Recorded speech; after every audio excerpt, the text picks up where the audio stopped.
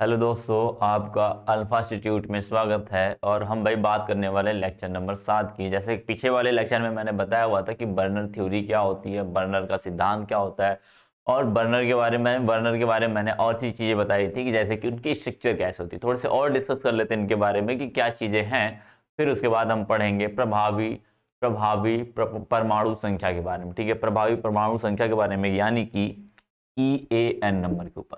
ठीक है, EAN number के ऊपर। ठीक है, EAN रूल के ऊपर। इसका मतलब क्या हुआ भाई? Effective atomic number. क्या है इफेक्टिव एटॉमिक नंबर? इसका मतलब होता है प्रभावी प्रभावी प्रभावी परमाणु संख्या। संख्या कह सकते हो या फिर कह सकते हो परमाणु क्रमांक। ठीक है, परमाणु क्रमांक भी कह सकते हो, क्रमांक, परमाणु क्रमांक, प्रभावी परमाणु क्रमांक नियम पढ़ेंगे, यानी EAN नंबर पढ़ेंगे। कैसे निकाला जाता है, इसका काम क्या होता है, वो सारी चीजें, क्योंकि इसका नंबर पूछता है। EN नंबर क्या, कंपाउंड दे देगा, बोलेगा भाई EN नंबर क्या होता है, इसका कैलकुलेट करके बताइए। 1 से 2 नंबर में जरूर पूछता है इसका क्वेश्चन भाई पूछता है। इसमें जितने भी चैप्टर बहुत इंपॉर्टेंट है, जो भी आएगा बहुत ही अच्छे अच्छे क्वेश्चन आएंगे इसके। ठीक है, और करने लायक आएंगे आपको। ठीक है, बातें समझ में आई ना, पूरा का पूरा करने लायक आएगा, तो इसको छोड़ना मत, लीव मत करना भाई।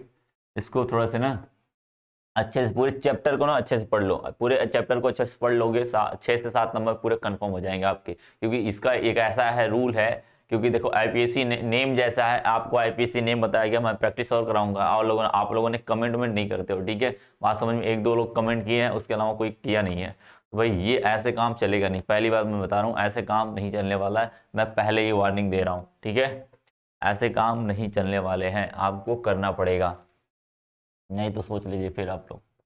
ठीक है, तो भाई कुछ कंपाउंड से और देख लेते हैं, स्ट्रक्चर्स देख लेते हैं। क्या करते हैं भाई, स्ट्रक्चर्स देख लेते हैं कि क्या चीजें हैं। वर्नर ने एक ही चीज किया हुआ था कि वर्नर ने बड़े बड़े कोष्टक नहीं लगाया था, वो आधुनिक में आया था। ठीक है, वर्नर ने सिर्फ उसको, मैंने जैसे बताया था ना, COCl3 इंटू NH3 का 6NH3 लिखा हुआ था। क्या लिखा था भाई? 6NH3 लिखा हुआ था। इनका मतलब भी यही था, इनका मतलब इसको इन्होंने कहा था, ये प्राथमिक प्राथमिक संयोजकता है। क्या भाई? प्राथमिक संयोजकता। और ये वाली है वो द्वितीयक है। क्या भाई? द्वितीयक। ये बात बताई थी। क्या बताई थी भाई? द्वितीयक बातें बताई थी कि ये द्वितीयक परमाणु संख्या है, ये द्वितीयक संयोजकता है, और ये वाली जो है प्राथमिक है। प्राथमिक बाद में जब आधुनिक सिद्धांत आया, तो इसी को इन्होंने सिर्फ उल्टा कर दिया। क्या कर दिया भाई? उल्टा कर दिया। इन्होंने भी वही चीज बताया था, इसको पानी में घोलोगे तो ये क्या खोलेगा भाई? CO। इसको भी पानी में घोलोगे, CO6 ऐसे करके, NH3 का होल 6 प्लस 3, टोटल के ऊपर +3, और 3Cl-, ऐसे इन्होंने बताया था कि इस तरीके से ये टोटल टोटल के ऊपर क्या आएगा? +3 आएगा। इसका मतलब इन्होंने बताया था कि ये जो है अपना बड़ा वाला, ये कहते हैं कोऑर्डिनेशन स्पीड। इन्होंने भी इसी बात का जिक्र किया हुआ था, इन्होंने ये बात किया था, यानी कि प्राथमिक संयोजकता क्या होती है? वो टूटती है। क्या करती है भाई? प्राथमिक संयोजकता होती है उसकी टूटती है। सेकेंडरी जो सेकेंडरी इसकी होती है, सेकेंडरी जो होती है इसकी भाई वैलेंसी, वो क्या करती है? उसके साथ जुड़ी रहती है हमेशा, जो कि उसका नेचर बताता है। उपसहसंयोजी यौगिकों का नेचर कौन बताता है? द्वितीय संयोजकता बताती है। वर्नर ने सिद्धांत में अपने बताया हुआ था, वही बात बताई थी। बस हमने आधुनिक वाले में क्या किया, इसको थोड़े से चेंज करके, इसको थोड़ा सा चेंज किया, कन्वर्ट किया, और क्या बना दिया? एक बड़ा वाला कोष्टक लगा दिया। इसमें लगा दिया कि NH3 होल 6 और Cl3 हो जाएगा। अब इसको तोड़ना आसान होगा, समझ में आ भी रहा होगा। तो यहाँ पे जब आधुनिक आया तो प्राथमिक और द्वितीयक का संयोजकता की बात ही नहीं किया, सीधे इसने ऐसे बनाया और बोला कि ऐसा जाएगा तो ये वाला माइनस में चला जाएगा, ये वाला प्लस में चला जाएगा। ठीक है, बात समझ में आई? इस समय जो दिख रहा है, क्यों ऐसा क्यों दिख रहा है भाई? ऐसा क्यों हो रहा है? क्योंकि ये वाला प्लस में क्यों जा रहा है, ये वाला माइनस क्यों जा रहा है भाई?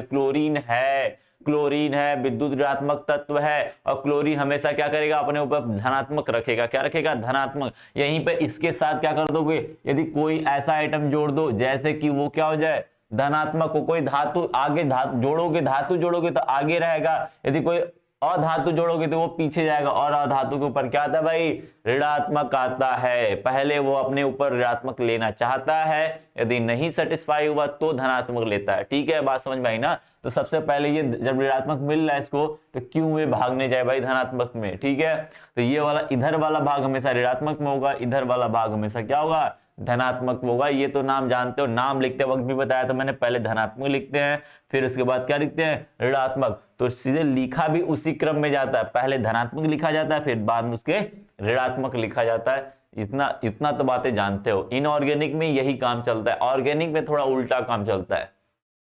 ऑर्गेनिक में उल्टा काम चलता है, लेकिन इनमें क्या होता है कि पहले धनात्मक लिखते हैं, बाद में ऋणात्मक लिखते हैं। इस बात को ध्यान रखना। तो कोष्टक के उस पार जो रहेगा, तो किसी को ना समझ में आए भाई कि कहां से क्या चीजें चल रही हैं, कैसे धनात्मक तोड़े कैसे ऋणात्मक तोड़े, तो इसका मतलब समझ जाना, इसका मतलब समझ जाना कि कौन ऋणात्मक जाएगा कौन धनात्मक जाएगा। दो कंपाउंड लिख रहा हूं मैं XYZ करके, जैसे मैं K4 FeCN का होल 6 ये, और एक मैंने लिख दिया CONH3 का 6Cl3 ये लिख दिया। अब इसको तोड़ोगे तो भाई ये क्या करेगा, धनात्मक जाएगा। क्यों, क्योंकि ये वाला पार्ट जाएगा ऋणात्मक, ये वाला पार्ट क्या होगा, धनात्मक। कैसे पता चला भाई, कैसे पता चला, अरे ये कोष्टक बड़ा दिख रहा है ना, इस कोष्टक के पीछे आया, इसके पीछे आया इधर, तो क्या बोलेंगे, ये वाला धनात्मक पार्ट हो, यानी धातु रहा होगा, इसीलिए धनात्मक जाएगा। और इसके इधर जाएगा, जैसे देखो ये वाला पार्ट, इस वाले पार्ट में देखो ये वाला क्लोरीन किधर है, इस साइड है, क्या है, इस साइड है, हमारे क्या है, दाहिने साइड है। दाहिने साइड होगा तो क्या बोलेंगे उसे, इसे इस साइड होगा तो ये वाला ऋणात्मक जाएगा और ये वाला धनात्मक जाएगा, ये ऋणात्मक जाएगा ये धनात्मक जाएगा। बात समझ में, सिंपल सी बात भाई, पहचान कर लेना। और ये साइड इधर है तो ये वाला धनात्मक जाएगा और ये वाला क्या होगा, ऋणात्मक होगा। ये बातें पहचान कर लेना, ये बातें को पहचान करना आना चाहिए। ठीक है, बात समझ में। थोड़े से और नाम की प्रैक्टिस कर लेते हैं, मैंने कहा था नाम का प्रैक्टिस मैं कराऊंगा अभी नेक्स्ट वाले लेक्चर में। ठीक है, पीछे वाले लेक्चर में मैं नाम का प्रैक्टिस करवाऊंगा, घबराना नहीं बिल्कुल। ठीक है, मैं नाम का थोड़े से और प्रैक्टिस करा देता हूं आपको, क्योंकि नाम ही तो जरूरी है, यही तो सबसे मेन जरूरी काम है भाई। उसी काम को हम पहले काम करते, क्या करते हैं, उसी को हम पहले करेंगे। चलते भाई नाम की प्रैक्टिस कर लेते हैं, थोड़े से नाम की प्रैक्टिस कर लेते हैं। तो पहला लिखते हैं K2NiCN का होल 4 ये है भाई, ये बात है। इसका नाम लिखना है, तो नाम लिखने से पहले मैंने बताया था भाई धनात्मक ऋणात्मक पहले पहचान करना पड़ेगा। तुम्हें क्या लिखना पड़ेगा, धनात्मक ऋणात्मक। तो पहचान कर लो भाई, ये K है, क्या है भाई, K है, क्या है, K है। ठीक है, अब ध्यान देना भाई, क्या है K है तो समझ लेना भाई। अब क्या है, कोष्टक K क्या है, कोष्टक के इस पार है, ये वाला कोष्टक क्या है, कोष्टक के इस पार कुछ है, क्या है, पोटेशियम K है, तो ये क्या बनेगा, धनात्मक बनेगा। क्या बनेगा, धनात्मक पार्ट बनेगा। तो यानी ये धनात्मक हुआ, और ये क्या बचा फिर, ये पूरा पूरा स्फीयर जो है वो ऋणात्मक पार्ट बन जाएगा। बात बन गई, बात बन गई। तो आप जानते हो भाई नाम लिखने वक्त, नाम लिखते वक्त क्या करते हैं हम लोग, नाम लिखते वक्त हम क्या काम करते हैं भाई, पहले हम लोग क्या करते हैं, पोटेशियम यानी धनात्मक वाले का नाम लिखेंगे। धनात्मक वाला क्या है, K है, तो K का नाम क्या होता है भाई, पोटेशियम होता है। क्या होता है, पोटेशियम। तो लिख लेते हैं भाई पोटेशियम, पोटेशियम नाम पड़ गया भाई, इनका नाम तो पड़ गया। ये यहाँ पर 2 3 4 कुछ भी लिखे, आपको लिखना नहीं है। क्या है, लिखना नहीं है। क्यों, क्योंकि ये ऋणात्मक भाग है, ये धनात्मक भाग है। धनात्मक वाले का नाम सीधे लिखते हैं, उस पर कोई +2 जो भी रहे कुछ भी लगाना नहीं है, सीधे नाम लिखना उसका। पोटेशियम, तो पोटेशियम कितनी बार है, 10 बार रहे, 20 बार, कोई मतलब नहीं है। ठीक है, बात समझ में। या फिर इधर वाला रहे पार्ट, कोऑर्डिनेशन स्फीयर के बाहर जो भी रहे, कोऑर्डिनेशन स्फीयर के बाहर जो भी रहे, उनकी संख्या दिखाने की जरूरत नहीं है, उनका सीधे नाम लिखना है। बस ये ध्यान रखना, वो धनात्मक है तो सीधे सीधे नाम लिखेंगे, ऋणात्मक वाला भाग होगा तो उससे क्या लिखेंगे, उसका नाम परिवर्तित नाम लिखेंगे। बस बात समझ में आई। उसके नंबर से कोई लेना देना नहीं है, क्योंकि उसका नंबर उसकी आक्सीकरण संख्या, इसकी आक्सीकरण संख्या दिखाता है। ठीक है, वो आक्सीकरण संख्या में मेंटेन हो जाएगा, तो लिखने की जरूरत नहीं पड़ती है। ठीक है, बात समझ में आई। चलते हैं आगे। अब बारी आती किसकी, ऋणात्मक की। ऋणात्मक का लिखना है भाई, तो इसमें पूरा कोऑर्डिनेशन स्फीयर का लिखना पड़ेगा। तो कोऑर्डिनेशन स्फीयर में किसका नाम पहले लिखते हैं, लिगेंड का पहले नाम लिखते हैं। तो लिगेंड क्या होगा भाई, साइनाइड। क्या होगा, साइनाइड। साइनाइड का क्या होता है, साइनो होता है। क्या होता है, साइनो। अब साइनो से पहले कितनी बार है साइनो, 4 बार। तो 4 के लिए क्या लगाते हैं, टेट्रा लगाते हैं। क्या लगाते हैं भाई, टेट्रा। तो लिखोगे टेट्रा, टेट्रा साइनो, टेट्रासाइनो। इसका नाम पूरा हो गया, इसका नाम पूरा हो गया। अब क्या हुआ, निकिल की बारी। तो भाई निकिल की बारी है, तो निकिल क्या है भाई, यहाँ पर ऋणात्मक भाग है। किसमें भाग है, कौन से भाग में है निकिल, निकिल कौन से भाग में, धातु जो है, केंद्रीय धातु परमाणु जो है वो ऋणात्मक भाग में। ऋणात्मक भाग में क्या करते हैं भाई, इसके नाम को परिवर्तित करते हैं। क्या करते हैं, नाम को परिवर्तित करते हैं। तो इसका मतलब क्या हुआ भाई, निकिल का क्या हो जाएगा, निकिलेट हो जाएगा। क्या हो जाएगा, निकिलेट, निकिलेट। अब क्या होगा भाई, अब लिखना है इसका संकरण, सॉरी, इसका लिखना है ऑक्सीडेशन नंबर लिखना है। क्या लिखना है भाई, ऑक्सीडेशन नंबर लिखना है। तो ऑक्सीडेशन नंबर निकाल लो भाई। इसका निकालोगे क्या, पोटेशियम में कितना होता है, +1 होता है। कितनी बार है, कितनी बार है भाई, इधर देखना, पोटेशियम का +1 होता है। कितनी बार है, 2 बार। 2 गुणा कर दिया, प्लस निकिल का कितना होता है, x मान लेते चलते हैं, नहीं पता है तो x मान लेते हैं, प्लस 1 बार तो 1 से गुणा करो, कोई फर्क नहीं। Cn का कितना होता है, -1 होता है। कितनी बार है, 4 बार। बराबर क्या है, 0। कोई नहीं दिख रहा है, अरे ये तो मैंने लिखा हुआ सिर्फ प्लस माइनस समझने के लिए, ठीक है, ये है नहीं इसके ऊपर, ठीक है, कुछ नहीं दिख रहा है।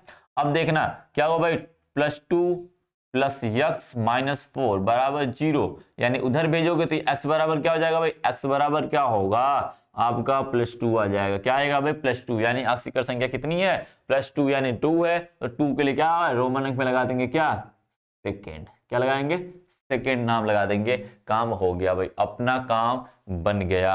ठीक है, बात समझ में, इस तरीके से नाम लिखते हैं, इस तरीके से नाम लिखते हैं।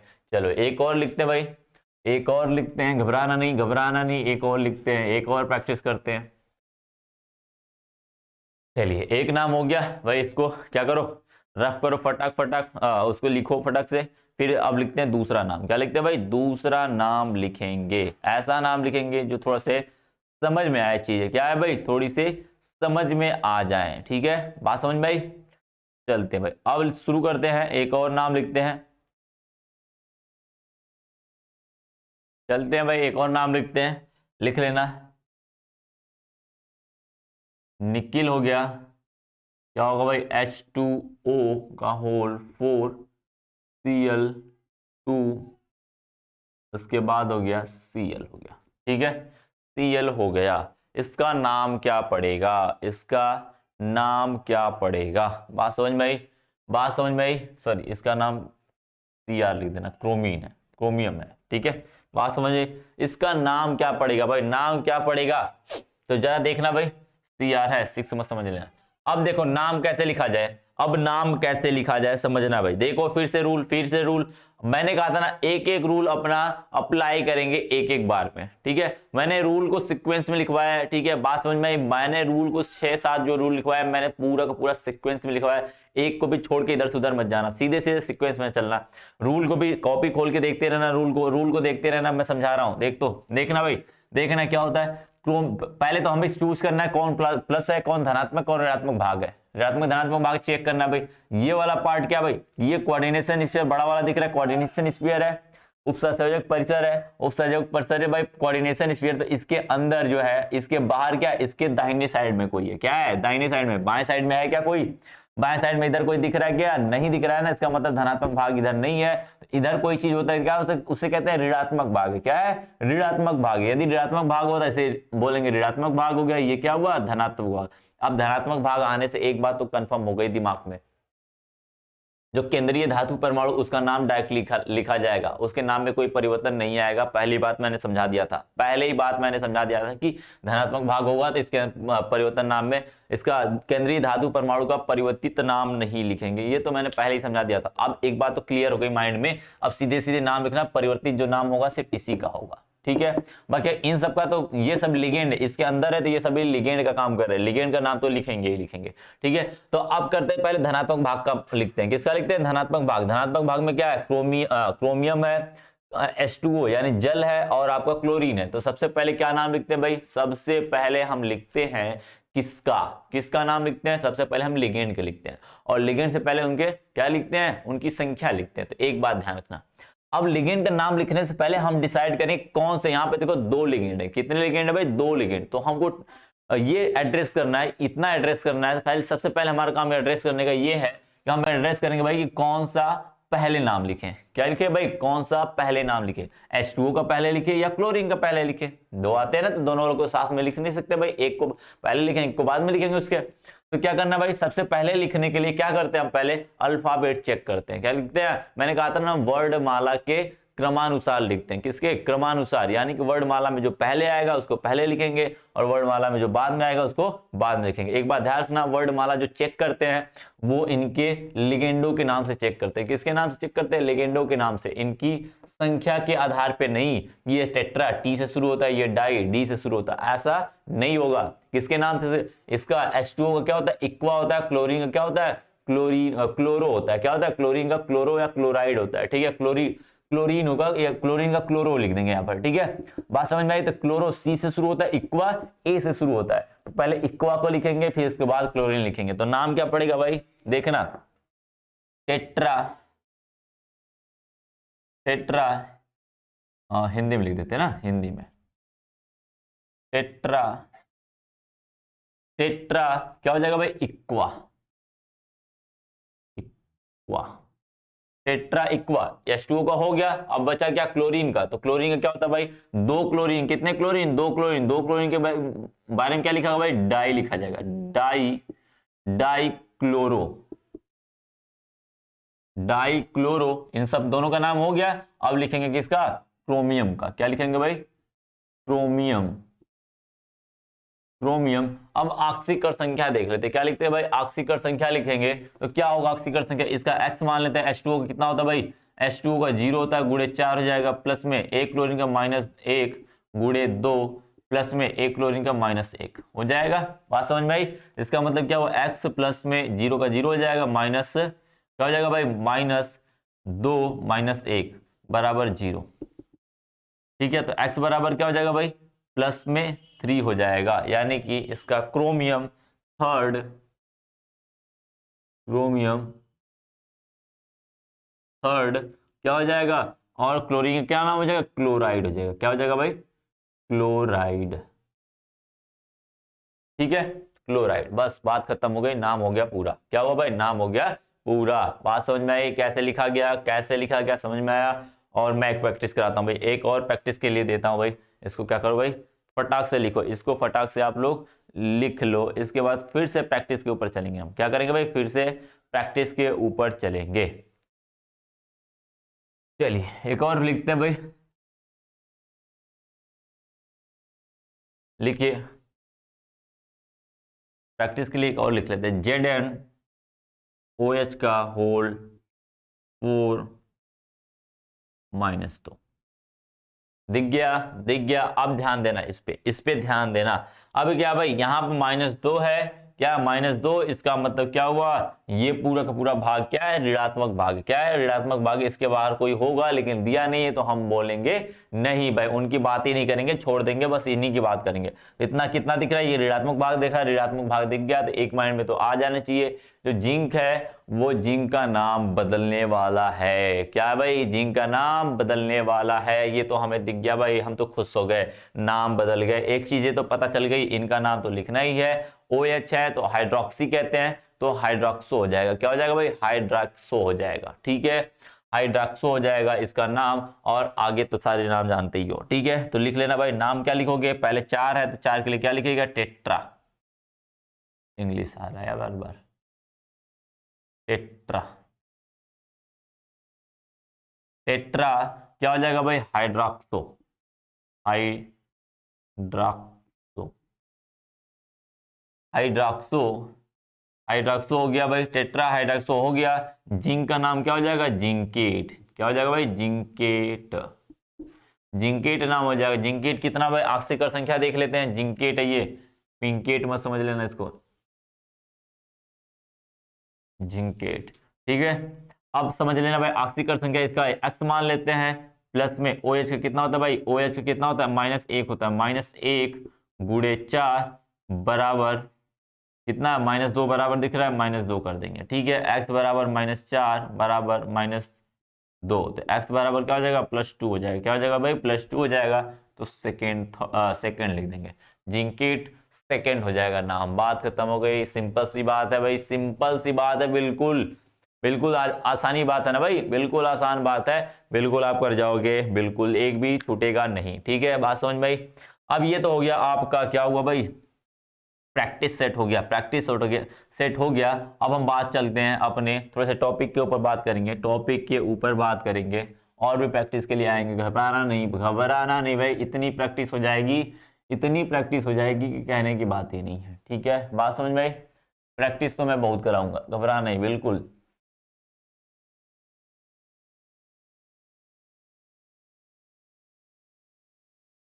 चलिए अब अपने रूल पे चलते हैं भाई, अपने नियम के ऊपर चलते हैं। हमारा नियम क्या कहता है, नियम है हमारा परमाणु प्रभावी परमाणु क्रमांक। क्या है भाई, प्रभावी परमाणु क्रमांक का नियम है। EN रूल हमें देखना है। ठीक है, चलते हैं भाई, उसी के ऊपर चलते हैं, चलते भाई। तो हेडिंग लिख लेना अपना, प्रभावी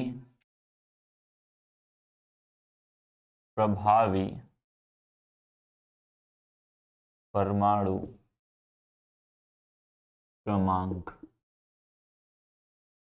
क्रमांक, या संख्या नियम। ठीक है, अंग्रेजी में बोलते हैं भाई इफेक्टिव एटॉमिक नंबर रूल। ठीक है, शॉर्ट फॉर्म में बोलते हैं इसे EAN रूल। समझ गए, बातें समझ गए। अब इसी के बारे में थोड़ा सा समझते हैं और क्या होता है। ठीक है, EAN रूल जो है वो क्या होता है, इसका नियम क्या होता है, उन्हीं के बारे में आपको समझना है। तो ठीक है, तो भाई शुरू करते हैं, इसका बातें करते हैं इसके ऊपर। तो एक बात समझना, जितने भी उपसहसंयोजी यौगिक हैं, ठीक है, जितने भी उपसहसंयोजी यौगिक में केंद्रीय धातु परमाणु से कितने इलेक्ट्रॉन जुड़े हुए हैं। ठीक है, प्रभावी का मतलब परमाणु क्रमांक, उसका परमाणु क्रमांक कितना प्रभावी हो सकता है, यानी कि किसी उपसहसंयोजी यौगिक में केंद्रीय धातु परमाणु के चारों तरफ इलेक्ट्रॉनों की संख्या क्या कहलाती है भाई, चारों तरफ इलेक्ट्रॉनों की संख्या क्या कहलाती है, उसकी EAN नंबर कहलाती है। ठीक है, इसी बात को लिख लेना, इसी बात को लिख लेना है। तो लिख लेना भाई, उपसहसंयोजी यौगिकों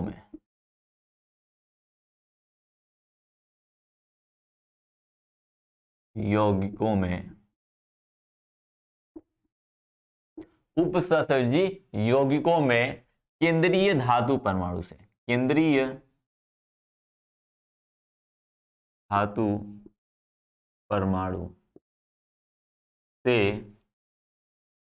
या केंद्रीय धातु परमाणु के लिख देना, के चारों तरफ जुड़े हुए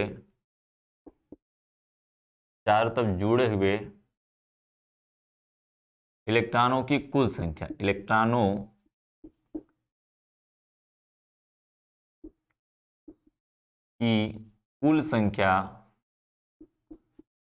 कुल संख्या क्या कहलाती है भाई, प्रभावी परमाणु क्रमांक नियम कहलाता है। क्या कहलाता है, नियम कहलाता है।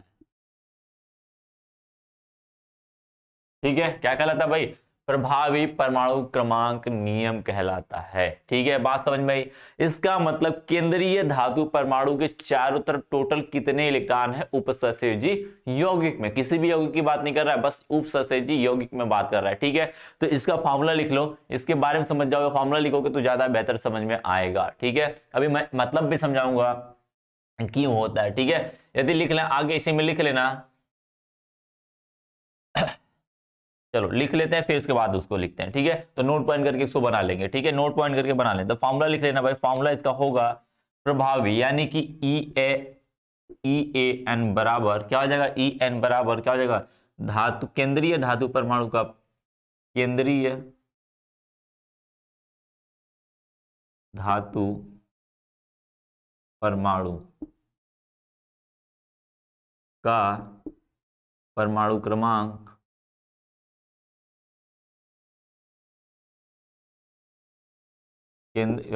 परमाणु क्रमांक माइनस उसकी जो ऑक्सीडेशन नंबर होगी, क्या होगी भाई, उसकी जो ऑक्सीडेशन नंबर होगी, क्या करेंगे, ऑक्सीडेशन नंबर उसको घटा लेंगे कि यानी लिखेंगे धातु का ऑक्सीकरण अवस्था माइनस धातु का ऑक्सीकरण अवस्था। ऑक्सीकरण अवस्था, धातु का ऑक्सीकरण अवस्था प्लस में, प्लस हो जाएगा, उसी के आगे लिखना प्लस 2 गुणे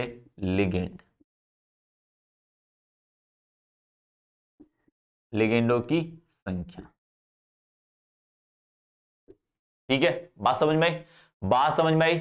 2 गुणे लिगेंडों की संख्या, वो भी कौन से लिगेंड, एक दंती वाली की बात करें, किसकी बात करें, एक दंती, द्विदंती हो गया तो यहां पर 2 से नहीं फिर 4 से गुणा करेंगे। क्यों, क्योंकि एक बार में एक लिगेंड 2 इलेक्ट्रॉन देता है। ठीक है, द्विदंती जो होता है एक बार में कितने इलेक्ट्रॉन देता है, 4 इलेक्ट्रॉन देता है, क्योंकि 2 लोन पेयर देता है तो 2 लोन पेयर का 4 इलेक्ट्रॉन हुआ तो 4 का गुणा कर देंगे। बात समझ में आई, बातें समझ में आई ना। 2 इसलिए कर रहे हैं कि एक दंती होगा तो परमाणु संख्या वहां पे डबल मान लेना। ठीक है, द्विदंती होगा तो वहां पे परमाणु संख्या डबल मान लेना। क्या मानना, लिगेंडों की संख्या डबल मानना। जैसे En हो गया तो इसमें डबल मानना, तो यहां पर क्या लिखना, यदि 2 लिगेंड दिया जाए, En2 दिया जा रहा है तो इसका मतलब उसको 4 मानना है। कितना मानना, 4 मानना, तब 4 में गुणा करोगे तब 8 आएगा। बात समझ में आई, बातें समझ में, मैं निकालूंगा तो बताऊंगा वहां पे।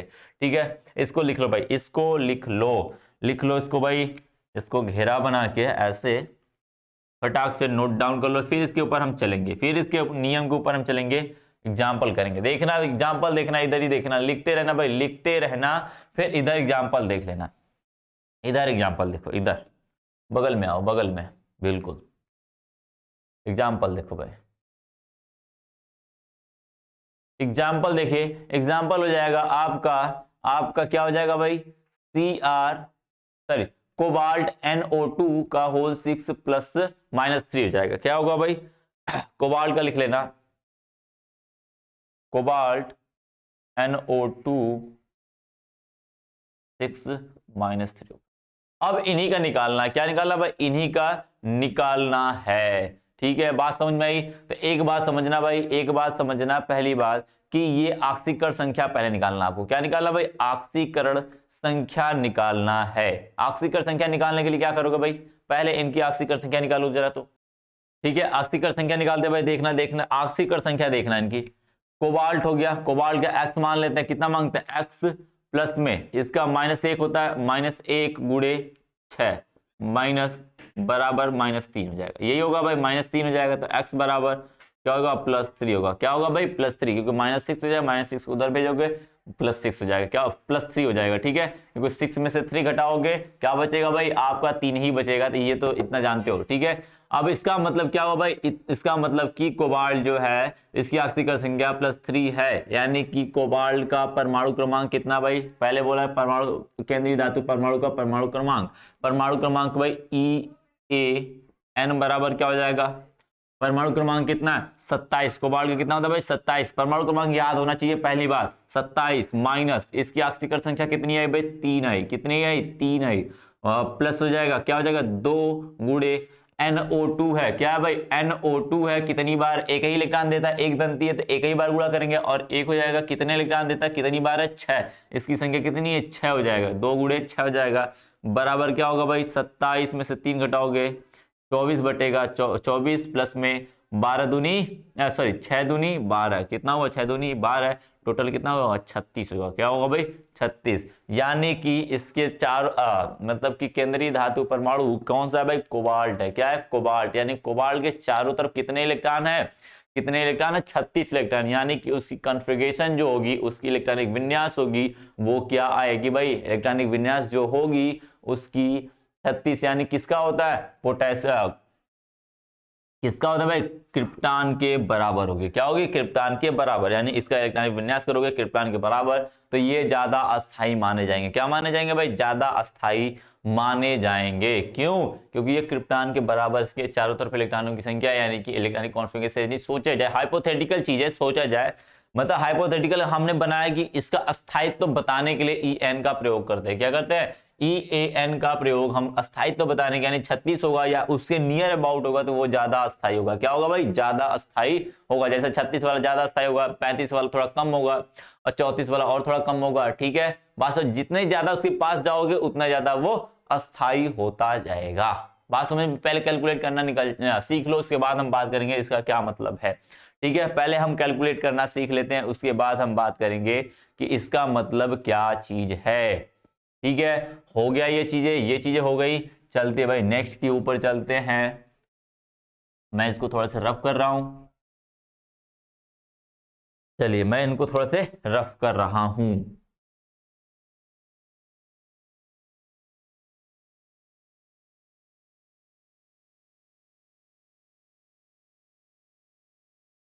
फिर इधर एग्जाम्पल देखते हैं, फिर बगल में हम देखते हैं एग्जाम्पल।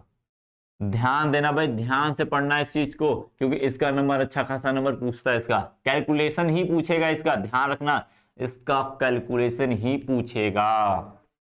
ठीक है, बात समझ में आई, क्या पूछेगा, इसका कैलकुलेशन ही पूछेगा भाई। तो बताओ जरा जरा बताइए भाई, आप बताएंगे कि इसका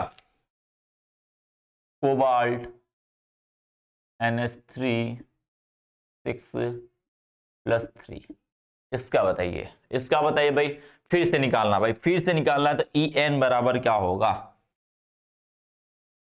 EAN बराबर क्या होगा भाई, क्या होगा, कोबाल्ट कितना होता है 27 माइनस इसकी अस्थिकर संख्या कितनी आएगी भाई, कितनी आएगी देख लेना, x होता है, x होता है, प्लस में NH3 का कितना 0 गुणे 6 बराबर प्लस 3, x बराबर क्या होगा भाई +3, यानी कि 3 आया तो 3 घटा लेंगे, बात खत्म, बात खत्म। प्लस में हो जाएगा कितनी भाई 6 है, 6 गुणे कितनी बार 2 से गुणा करना, 2 गुणे 2 हो जाएगा। ठीक है, कितना होगा भाई 27, 27 में से 26 सॉरी 24, 24 प्लस 12 बराबर कितना आएगा 36, यानी वही तो आया, यानी ये भी क्या है अस्थाई है। बात समझ, ये भी 36 आया, इसका मतलब EN नंबर इसका 36 आया। पहले कैलकुलेशन करना सीख लो, उसके बाद देन हम आएंगे इसके यूज के ऊपर। ठीक है, इसके क्या चलेंगे भाई, यूज के ऊपर चलेंगे। ठीक है, और भी दे सकते हैं भाई, और भी दे सकते हैं, बिल्कुल दे सकते हैं आपको, आप तो भाई तेज ही हो ही, बात समझ भाई, आप तेज हो ही पहले से। ठीक है, एक और देते कैडमियम का देते भाई, कैडमियम NH4 का होल NH3 का होल 4, कैडमियम लिख लेना, कैडमियम NH3 4, उसके बाद प्लस में हो जाएगा तुम्हारा भाई 2, क्या हो जाएगा प्लस में 2, बात खत्म हो गई भाई। इसका कैलकुलेशन करना है, इसका कैलकुलेशन करना है, इसका मैं होमवर्क दूंगा, घबराना नहीं, इसका करके ही दिखाना, होमवर्क मैं दूंगा इसका भाई, इसका करके मुझे कैलकुलेशन करके आप कमेंट बॉक्स में बताओगे, नहीं तो इस बार तो सोच लो, खैर कोई बात नहीं, फिर इसके बाद तो सोच ही लेना, फिर कभी देने वाले हैं नहीं हम। ठीक है, बस ये लास्ट चांस है भाई, आपको चांसेस दे रहे हैं इसलिए क्योंकि 2-3 लोगों ने किया हुआ था, उन्हीं के लिए मैं चांस दे रहा हूँ, क्योंकि उन्हीं के ऊपर मैं आपको चांस दे रहा हूँ कि आप फिर से करोगे, नहीं तो इसके बाद मैं नहीं देने वाला, फिर आपको होमवर्क एक भी नहीं दूंगा भाई कैलकुलेशन के लिए, फिर आपको फिर पढ़ा के निकल जाऊंगा मैं। ठीक है, बात समझ में, नहीं तो देख लेना, अपना सोच लेना। EN नंबर निकालना, क्या निकालना भाई, EAN नंबर निकालना। कैडमियम का कितना होता है भाई, कैडमियम का कितना होता है ऑक्सीडेशन नंबर, कितना होता है भाई 48 होता है, कितना होता है 48 होता है, कितना होता है कैडमियम का 48 होता है, 48 कितना होगा भाई 48 माइनस हो जाएगा, माइनस कितना होगा भाई NH3 का कितना होता है 0 होता है, 0 होता है बराबर कितना हो जाएगा 0 गुणे 4 बराबर कितना हो जाएगा +2 ही तो आएगा, यानी कि 2 घटा लेंगे प्लस में। NH3 कितना है भाई, NH3 कितनी बार 4 बार, कितनी है, कितने इलेक्ट्रॉन दे रहा है एक बार में 2 इलेक्ट्रॉन देता है, गुणे 2 कर देंगे, बात खत्म, बात खत्म। 2 से गुणा करना था, उसके लिगेंडों की संख्या, कितने लिगेंडों की संख्या, 4, 4 गुणे 2 हो जाएगा। ठीक है, तो क्या हो जाएगा भाई, 46, 46 प्लस में क्या हो जाएगा, 4 दूनी 8, यानी कि 46 प्लस में 8 कितना होता है भाई, 46 प्लस में 8 54 होता है, 54 होता है। 54 तो क्या है भाई, नोबल गैस का कॉन्फ़िगरेशन है, नोबल गैस का कॉन्फ़िगरेशन है जेनान का, किसका भाई, जेनान का है। बात समझ में आई, किसका भाई, जेनान का है। तो ये बातें हुई, इसका मतलब जेनान की तरफ जा रहा है। ठीक है, बात समझ में आई, बातें समझ में आ रही भाई, समझ में आ रही है। ठीक है भाई, अब प्लेटिनम का थोड़ा सा देख लेते हैं, किसका देखते हैं, प्लेटिनम के साथ देख लेते हैं। कैलकुलेशन हो गया ना इसका, हो गया होगा भाई, जरा देख लेना भाई, लिख लेना प्लेटिनम Cl का होल 6 माइनस, कितना भाई, -2 हो गया। ठीक है, बात समझ में आई, बातें समझ में आई। चलो भाई शुरू करते हैं, शुरू करते हैं।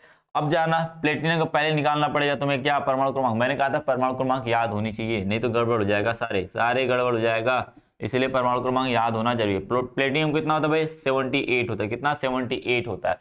अब इसकी चाहिए ऑक्सीडेशन नंबर, ऑक्सीडेशन नंबर क्या होता है भाई, एक्स मान लेते हैं इसका, प्लस में एक क्लोरीन का -1 गुणे कितना हो जाएगा, 6 बराबर कितना, -2, कितना हुआ भाई, -2 होगा। इसका मतलब x बराबर -6 बराबर -2, यानी x बराबर कितना होगा भाई, +4 आएगा। क्या होगा, +4 आएगा, यानी कि माइनस क्या कर देंगे, 4 कर देंगे, प्लस में कर देंगे, प्लस कितना होगा भाई, 6 गुणे 2 हो जाएगा, क्योंकि इसके लिगेंडों की संख्या कितनी है, 6, 6 गुणे 2 हो जाएगी। बात हो गई, बात हो गई भाई। अब क्या करते हैं, 48 में से क्या होगा भाई, सॉरी 78 में से 4 जाएगा, कितना है 74 आएगा, माइ प्लस में कितना आएगा, 12, 6 दूनी 12, कितना आएगा भाई, जोड़ दो, कितना हुआ, 6, 6, 7, 1, 8, यानी 86 हुआ, कितना हुआ, 86 हुआ। इसका मतलब क्या हुआ भाई, ये किसका कॉन्फ़िगरेशन है, किसका कॉन्फ़िगरेशन है, याद करना जरा, किसका था भाई, आपका 86, ध्यान से देना, क्या था, आपका रेडान का था, किसका था, रेडान का 86, RN। ठीक है, रेडान का भाई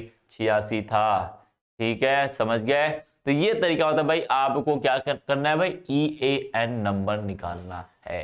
ठीक है, बात समझ में आई, EAN नंबर निकालना है।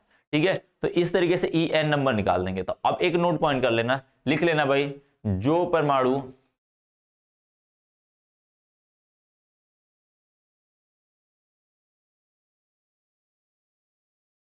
एक कैलकुलेशन लिख लेना भाई, एक चीजें लिख लेना थोड़ा से,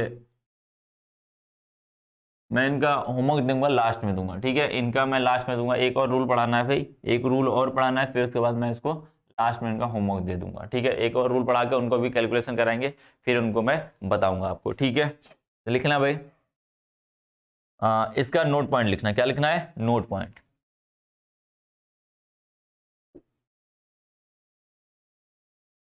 नोट पॉइंट करके लिखिए, लिखिए क्या लिखेंगे, लिखेंगे कि जो यौगिक, यौगिक क्या करते हैं भाई, EN नंबर, यानी कि कह सकते हैं अक्रिय गैस,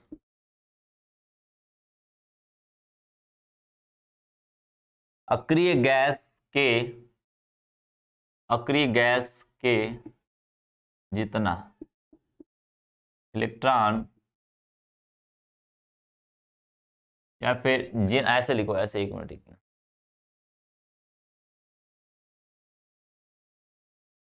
लिखो, जिन यौगिकों का, जिन यौगिकों का EAN नंबर, EN रूल या EAN क्या होता है भाई, अक्रिय गैस इतना होता है, अक्रिय गैस के इलेक्ट्रॉन जितना, जितना होता है वह यौगिक अधिक अस्थाई होते, अधिक अस्थाई होते हैं। क्या होते हैं, अधिक अस्थाई होते हैं। बात समझ में आई? ये इनका यानी कि En नंबर यदि वो किसके नियर अबाउट होगा, यानी जो आपका अक्रिय गैस के नियर अबाउट होगा तो उसे क्या माना जाएगा भाई? ज्यादा अस्थाई माना जाएगा। क्या माना जाएगा? ज्यादा अस्थाई माना जाएगा। ये बातें तो आप जानते हो, ये बातें आप जान गए हो। अब ज्यादा अस्थाई माना जाएगा, इसका मतलब En नंबर निकाला गया, जितना भी निकाला गया सभी क्या है भाई? आपका आपका रूल फॉलो कर रहा था, यानी कि क्रिप्टॉन का आया, आपका जिनान का आया, आपका रेनान का आया। इसका मतलब क्या हुआ? इसका मतलब वो सभी ज्यादा अस्थाई यौगिक थे। बात समझ में आई ना? बातें समझ में आ गई आपको। अब नेक्स्ट रूल के ऊपर चलना। एक नेक्स्ट रूल है इलेक्ट्रॉनिक नियम, इलेक्ट्रॉन नियम। क्या भाई? इलेक्ट्रॉन नियम लिख लेना। इसी की तरह है, थोड़े से चेंजेस है। क्या भाई? थोड़े से चेंजेस है, थोड़ा सा। इसी का थोड़ा सा एक दूसरा रूप है, थोड़ा सिंपल रूप है वो। ठीक है, बात समझ में? इसी का दूसरा रूप है। इसका मतलब एक ही में मत दोनों कर देना, एक ही में दोनों को मत कर देना, क्योंकि एक ही से दोनों मिलके बने हैं लेकिन अलग अलग है। क्या भाई? अलग अलग है। ठीक है, बात समझ में आई? तो एक ही में मत कर देना दोनों को। ठीक है, चलते भाई। तो लिख लेना इलेक्ट्रॉन नियम।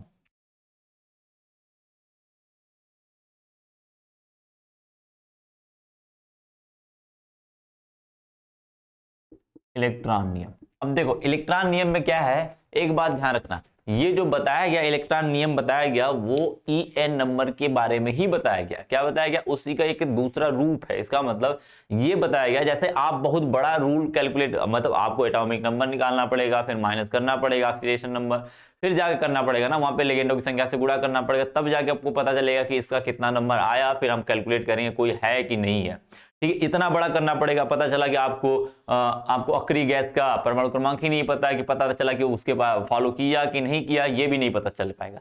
लेकिन उससे एक छोटा रूल बना उसी को बताने के लिए कि En नंबर फॉलो करेगा, अक्रिय गैस को फॉलो करेगा या नहीं करेगा, कोई भी परमाणु तत्व En नंबर को फॉलो करेगा या नहीं करेगा। इसका मतलब यही है, इसका मतलब यही बताएगा, इलेक्ट्रॉन नियम ही बताएगा वो फॉलो करेगा कि नहीं करेगा। बात समझ में? देखना कैसे फॉलो कर रहा है। यदि करेगा तो ठीक ठीक, नहीं करेगा तो नहीं करेगा, वो मैं बताऊंगा आगे। तो लिख लेना।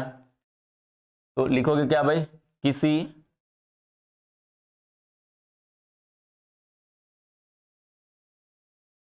संक्रमण, किसी संक्रमण धातु परमाणु,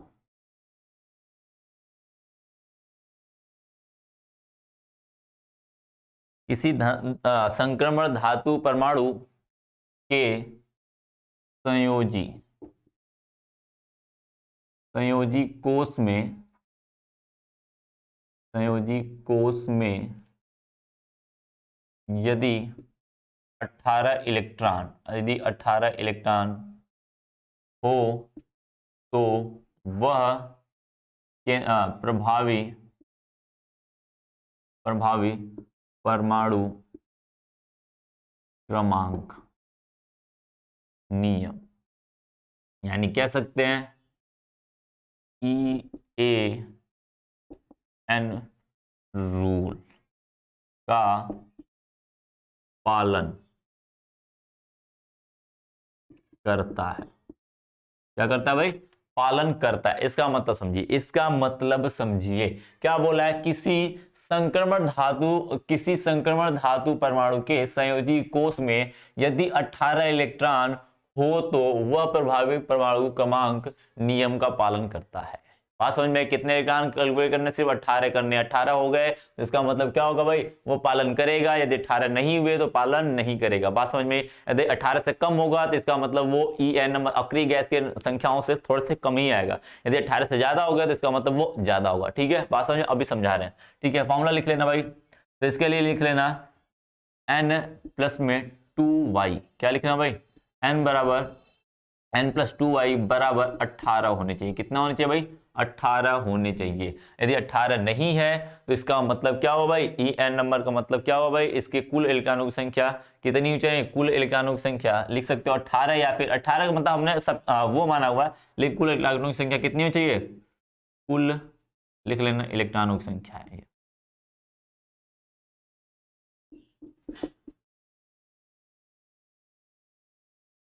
ठीक है, बात समझ में? क्या है? कुल इलेक्ट्रॉनों की संख्या। अभी मैं समझा रहा हूं, जहां पर लिख लेना, जहां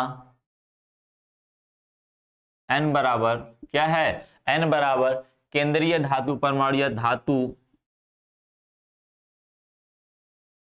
धातु परमाणु की क्या भाई संयोजकता है, क्या है संयोजकता या संयोजी इलेक्ट्रॉन, संयोजी इलेक्ट्रॉन, ठीक है। और वाई क्या है, लिगेंडो की संख्या, क्या है लिगेंडो की संख्या।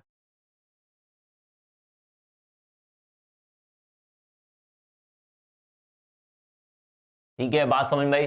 अभी मैं समझा रहा हूं, देखो समझो, इधर इधर आके एग्जांपल समझना, इधर आके एग्जांपल समझना। आपने जैसे पहली बात कराया था उसी का एग्जांपल लेके चलते। पहला आपने कराया था, क्या कराया था आपने, कोबाल्ट का, क्या कराया था भाई कोबाल्ट, आपने क्या कराया था भाई कोबाल्ट का कराया हुआ था, देख लेना, कोबाल्ट NO2 का होल 6 -3, यही कराया हुआ था, यही कराया हुआ था भाई, बिल्कुल आपने यही कराया हुआ था। अब हमें EN रूल का फॉलो कराना ही नहीं, क्या है EN रूल का फॉलो कराना ही नहीं, मैं फॉलो कराऊंगा क्या n+2y को, क्या कराऊंगा n+2y को, मैं वही बता दूंगा कि ये फॉलो करेगा कि नहीं करेगा, वहीं से मैं बता दूंगा, सीधे सीधे मैं फॉलो करूंगा कि नहीं। यदि फॉलो करता है भाई, आपने इसको देखा था फॉलो करता है, इसका मतलब EN नंबर 18 इलेक्ट्रॉन होने चाहिए। देखो कितने होते हैं, देखते कोबाल्ट की ऑक्सीकरण संख्या, यानी कि धातु का क्या बोला, धातु परमाणु की संयोजी इलेक्ट्रॉन, संयोजी इलेक्ट्रॉन, कोबाल्ट के संयोजी इलेक्ट्रॉन, मतलब एक बात और लिख लेना, संयोजी इलेक्ट्रॉन है क्या चीज, नोट करके लिख लेना समझने के लिए। यदि संक्रमण धातु है तो समझ जाना कि NS व N-1D का कुल इलेक्ट्रॉन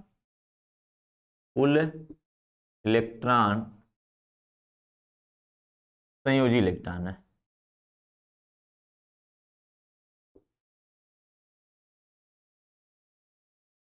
क्या है भाई, कुल इलेक्ट्रॉन क्या है, संयोजी इलेक्ट्रॉन। बात ध्यान से समझे, NS और N-1D का, तो कोबाल्ट क्या होता है भाई, NS क्या होता है भाई, NH2 होता है, और ND कितना होता है, ND7 होता है, सॉरी कितना होता है भाई, 7 होता है, 7 होता है, यही होता है ना। इसका मतलब क्या, इसकी ऑक्सीकरण संख्या कितनी है भाई, ऑक्सीकरण संख्या कितनी है कोबाल्ट की है कितनी, यहाँ पे +3 थी, कितनी थी भाई +3 थी, यानी कि कितने हुए टोटल, कितने इलेक्ट्रॉन हुए 9, कितने हुए भाई 9 हो गए। 9 में से क्या करोगे, 3 घटा लोगे, कितना बचेगा 6 बचेगा, कितना बचेगा भाई 6 बचेगा, 7 2 9, 9 में से 3 घटा दिए 6 बचा, यानी संयोजी इलेक्ट्रॉन टोटल कितने बचे 6 बचे, कितने बचे भाई 6 बचे। नहीं समझ में आ रहा, ऐसे नहीं समझ में आ रहा तो ऐसे समझो, इलेक्ट्रॉनिक विन्यास करोगे तो इसका आएगा आर्गन 18 NH2 और ND7, यही तो आता है इसमें, किसमें कहते हैं कोबाल्ट का, कितना है 27 होता है, ठीक है यही होता है। अब कोबाल्ट क्या +3 आ रहा है, तो +3 का करोगे तो कितने इलेक्ट्रॉन, 3 इलेक्ट्रॉन निकालना, तो 2 इधर से निकलेंगे 1 इधर से निकलेगा, तो कितना बचा 6 बचा, 6 बचा। इसका मतलब क्या, वही तो मैं बता रहा था, टोटल इलेक्ट्रॉन 9 थे, 9 में से कितने घटे 3 घटे, बराबर 6 बचे, वही तो निकालना मैं बता रहा था, यानी 6 इलेक्ट्रॉन हुए, तो 6 प्लस में क्या होगा भाई n, ऐसे लिखना n प्लस में 2y बराबर 6, प्लस में 2 गुणे कितने लिगेंड है 6 लिगेंड, 6 का गुणा कर देंगे, बराबर कितना होगा भाई 6 प्लस में 12 बराबर 18, यानी रूल को फॉलो कर रहा है, यानी कि ये EN नंबर को फॉलो करेगा, क्या करेगा भाई EN नंबर को फॉलो करेगा। ये सिर्फ संक्रमण धातु के लिए लागू होता है, किसके लिए भाई संक्रमण धातु के लिए लागू करते हैं, ठीक है बात समझ में आई। जितने भी संक्रमण धातु हैं उनके लिए फॉलो करता है, ठीक है बात समझ गए ना। अब भाई बात करते क्रोमियम का, इसका भी देख लेना, क्रोमियम CO का होल 6, बस यही है, ठीक है। अब ये जानते उदासीन है, क्या भाई उदासीन है, तो एक बात समझना, ये ऑक्सीकरण संख्या 0 है, तो कॉपर क्या क्रोमियम के बाहरी कोष में कितने, संयोजी कोष में कितने इलेक्ट्रॉन, संयोजी में क्या N भी है NS भी है, N-D का भी दोनों इलेक्ट्रॉन है, तो इसका इलेक्ट्रॉनिक विन्यास करोगे तो क्या है क्रोमियम का कितना आता है भाई, आर्गन 18 होता है, बराबर क्या होगा उसके बाद NH2 और ND4 होता है, क्या होता है ND4, या फिर क्रोमियम का थोड़ा उल्टा होता है NS1 और ND5 होता है, यही तो होता है ND5। टोटल कितने इलेक्ट्रॉन भाई, टोटल कितने इलेक्ट्रॉन, ये N का मतलब ये 4 है, ये 3 है, ठीक है बात समझ में। इसका मतलब टोटल कितने इलेक्ट्रॉन हुए 5 1 6, 1 + 5 बराबर 6, यानी कि टोटल 6 क्या को भाई n+2y का रूल फॉलो कराएंगे तो n बराबर 6 प्लस में क्या हो जाएगा 2 गुणे y का मान कितना है 6, कितना है 6 बराबर कितना हुआ भाई 18 इलेक्ट्रॉन, कितने इलेक्ट्रॉन 18 इलेक्ट्रॉन, यानी कि ये भी En नंबर का फॉलो कराएगा, करके देख लेना, करके देख लेना En नंबर का पालन करेगा, यानी कि इसमें भी 36 इलेक्ट्रॉन होंगे, क्या करेंगे 36 इलेक्ट्रॉन होंगे, देख लेना। और बाद में कैलकुलेट करके आप इसका मतलब आपको एक चीज मिली, क्या होमवर्क मिला इसका, आप मैंने क्या निकाला इसका, मैंने आपको n+2y निकाल के दिखाया, तो आप इसका क्या निकाल के दिखाओगे, इसका आप निकाल के दिखाओगे EAN दिखाओगे, क्या दिखाओगे EAN दिखाओगे। बात समझ में आई, बातें समझ में आ गई, हाँ बात समझ में आ गई है, ठीक है, बात समझ में आई ना भाई, बातें समझ में आ गई हैं, ठीक है। चलते हैं भाई, आगे बढ़ते हैं, आगे बढ़ सकते हैं, बिल्कुल बढ़ सकते हैं, ठीक है। कुछ आपको देना है क्या भाई, आपको कुछ होमवर्क टाइप का देना, क्या देखना भाई होमवर्क टाइप का देना है।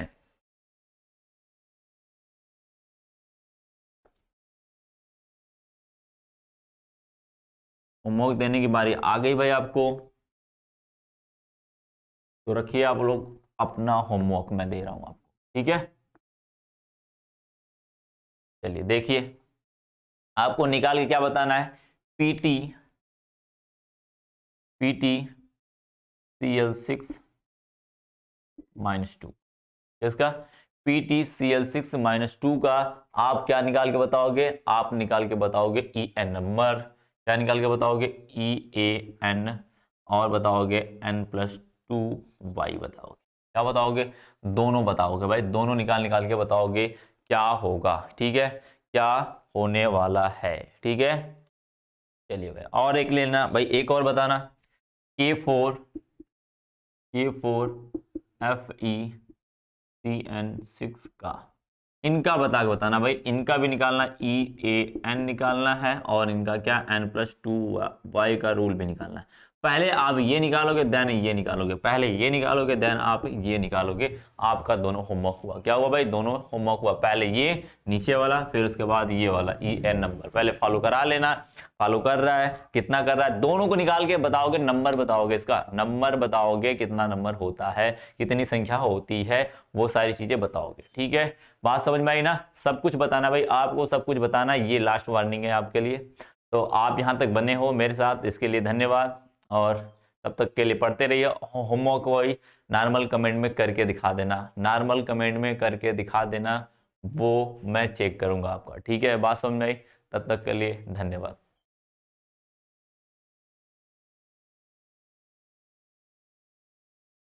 धन्यवाद भाई।